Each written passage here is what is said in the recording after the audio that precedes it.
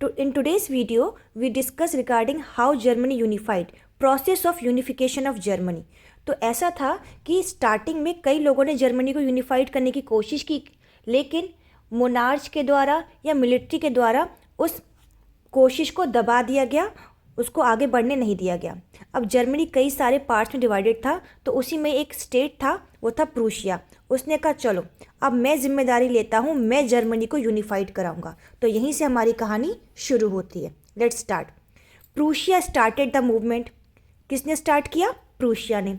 अब प्रूशिया में किसी ने तो करा होगा, किसी ने तो इनिशिएटिव लिया होगा, तो लिया था प्रूशिया के सीएम ने, ऑटो वन बिस्मार्क ने।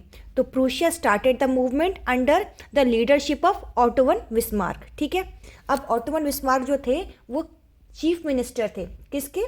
प्रूशियन राजा के, प्रूशियन एम्परर के। तो उन्होंने 3 लड़ाइयाँ लड़ी। कितनी लड़ाइयाँ लड़ी? 3 वॉर्स लड़ी।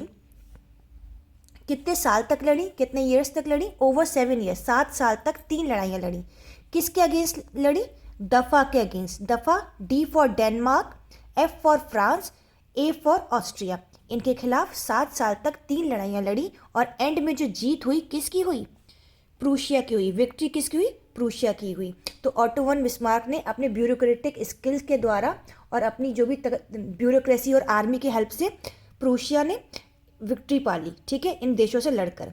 अब राजा कौन बना? वो तो सीएम थे ऑटो वन बिस्मार्क। तो एम्परर बने जनवरी 1817 में केसर विलियम फर्स्ट। अब जब केसर विलियम फर्स्ट राजा बनेंगे तो सेरेमनी भी तो कहीं ना कहीं होगी। तो वो सेरेमनी हुई थी वर्सलीज में। और इस तरीके से हमारा जर्मनी यूनिफाइड हो गया और इस तरीके से हमारी process of Germany unification of Germany भी कंप्लीट हो गई। अगर आप ये सर्किल याद कर लेते हो तो क्वेश्चन का आंसर आप खुद ही लिख लोगे बेटा। There is no need to explain answer in another way. ठीक है ना। लेकिन इन केस आपको लगता है कि नहीं, हमको आंसर लिखने का तरीका भी जानना है, तो that I will explain letter. ठीक है। तो ये फ्लो चार्ट याद करके जाना। अगर आप क्वेश्चन में यही बना जाओगे तो मोर देन इनफ है। ठीक है। Now how to write the answer. See number 1, unification of Germany. Earlier nation building initiative was repressed by monarch and military. शुरुआती दौर में जो नेशन बिल्डिंग प्रोसेस स्टार्ट हुई थी, इनिशिएटिव स्टार्ट हुए थे, उनको दबा दिया गया मोनार्च के द्वारा या मिलिट्री की पावर के द्वारा, क्योंकि वो नहीं चाहते थे कि जर्मनी यूनिफाइड हो। अब क्या हुआ? Prussia started a movement. Movement किसने स्टार्ट किया? प्रूशिया ने। किस लिए? कि पूरा जर्मनी यूनिफाइड हो, फॉर नेशनल यूनिफिकेशन। किसके अंडर में पढ़ा था हमने? Under the chief minister auto von Bismarck. अब ऑटो वन बिस्मार्क ने क्या क्या यूज़ किया? अपनी आर्मी की हेल्प ली और अपने ब्यूरोक्रेटिक स्किल की हेल्प ली। अब ऑटो वन बिस्मार्क ने कितने साल तक लड़ाई लड़ी थी बताइए? 3 वॉर्स, 3 लड़ाइयाँ लड़ी 7 साल तक। किसके खिलाफ? दफा, D for Denmark, F for France, A for Austria. And में क्या रिजल्ट आया था? विक्ट्री हुई थी प्रूशिया की और इस तरीके से जर्मनी यूनिफाइड हुआ।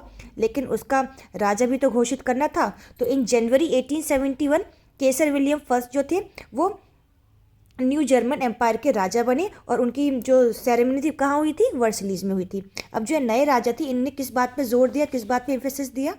तो new state emphasis on modernising the currency. उन्होंने करेंसी की मॉडर्नाइजिंग पे जोर दिया, बैंकिंग सिस्टम को सुदृढ़ बनाया, लीगल एंड जुडिशियल सिस्टम को अच्छा बनाया। तो इस तरीके से यूनिफिकेशन ऑफ जर्मनी का आंसर यू कैन राइट।